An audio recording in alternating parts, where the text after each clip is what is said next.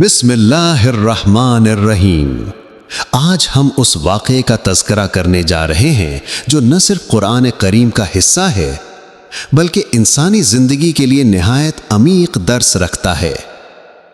حضرت سلیمان علیہ السلام، اللہ کے وہ برگزیدہ نبی جنہیں سلطنت بھی عطا ہوئی اور بے مثال علم بھی، جن کے حکم پر انسان، جنات اور پرندے یکساں اطاعت کرتے تھے۔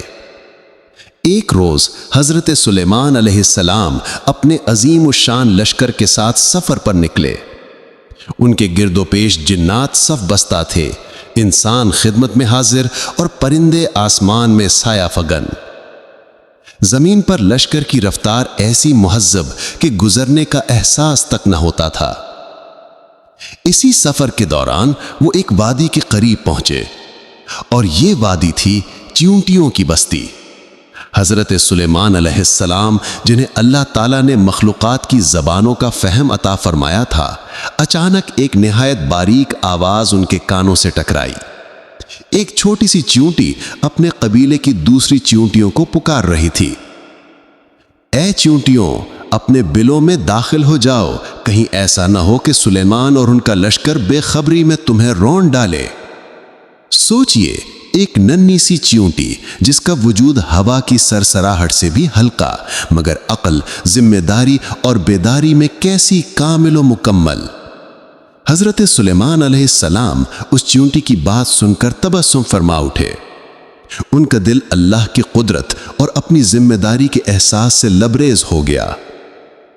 پھر انہوں نے بارگاہ الہی میں دعا کی، پروردگار، مجھے اپنی نعمتوں کا شکر ادا کرنے کی توفیق عطا فرما اور مجھے اپنے نیک بندوں میں شامل کر دے۔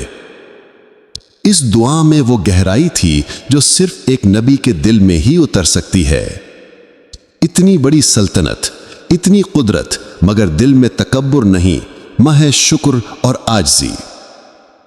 یہ واقعہ ہمیں یہ سبق دیتا ہے کہ جب اللہ کسی کو قوت عطا فرماتا ہے تو اس کا پہلا حق شکر ہے، غرور نہیں۔ حضرت سلیمان علیہ السلام نے نہ چیونٹی کی بات پر ناراضگی کا اظہار کیا، نہ اپنی عظمت پر فخر کیا، بلکہ اس کی دانائی پر مسرت اور اپنی ذمہ داری کا احساس اور زیادہ مضبوط کیا۔ جب لشکر چیونٹیوں کی بستی تک پہنچا تو حضرت سلیمان علیہ السلام کے اشارے پر پوری فوج ٹھہر گئی۔ نہ کسی چیونٹی کو نقصان پہنچا، نہ کسی بل کو ٹھیس۔ سوچئے، ایک ایسا فرمان روا جس کے حکم پر پہاڑ بھی کانپ جائیں، جو جنات کا بادشاہ ہو، پرندوں کا سردار، مگر ایک ننھی مخلوق کے حق میں قدم روک دیتا ہے۔ یہی تو ہے اسلام کی رحمت، یہی ہے نبوت کا حسن۔ نبی وہ ہوتا ہے جو بڑے بڑے لشکروں پر حکومت رکھتا ہے، مگر ایک چیونٹی کا حق بھی ضائع نہیں ہونے دیتا۔ چیونٹی کی آواز میں فقط خوف نہیں تھا، اپنی قوم سے محبت بھی تھی، ان کی حفاظت کا احساس بھی، اور فرض شناسی کی عظیم مثال بھی۔ اور حضرت سلیمان علیہ السلام کی مسکراہٹ میں فخر نہیں، بلکہ اللہ کی نعمت کا عرفان اور عاجزی تھی۔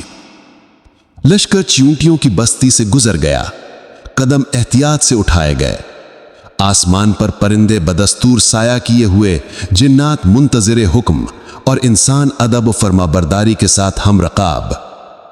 اور زمین پر ننھی چیونٹیاں اپنے بلوں میں محفوظ ہو چکی تھیں۔ وادی پھر سے پرسکون ہو گئی۔ اللہ نے اس واقعے کے ذریعے ہمیں کیا سکھایا؟ کہ چھوٹی سی چھوٹی مخلوق کی بھی حرمت ہوتی ہے۔ جسم کا بڑا ہونا نہیں، نیت کا پاکیزہ ہونا اہم ہے۔ چیونٹی نے اپنی قوم کی حفاظت کا فریضہ ادا کیا۔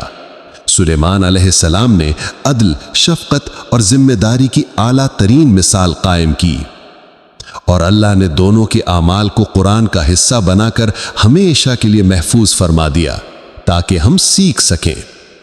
زندگی میں کبھی کبھی ہم خود کو حقیر محسوس کرتے ہیں، سوچتے ہیں کہ ہماری آواز سے کیا بدل جائے گا، مگر ایک چیونٹی کے الفاظ نے ثابت کیا کہ اخلاص بھری چھوٹی سی آواز بھی پوری قوم کی حفاظت کا سبب بن سکتی ہے۔ اور ایک بادشاہ کی مسکراہٹ نے یہ دکھایا کہ اصل طاقت وہ ہے جس میں رحمت ہو، نرمی ہو اور اللہ کا شکر شامل ہو۔ حضرت سلیمان علیہ السلام اور چیونٹیوں کی بستی کی یہ حقائق فقط ایک قصہ نہیں، یہ درس ہے رحمت کا، عدل کا، عاجزی کا اور فہم کا۔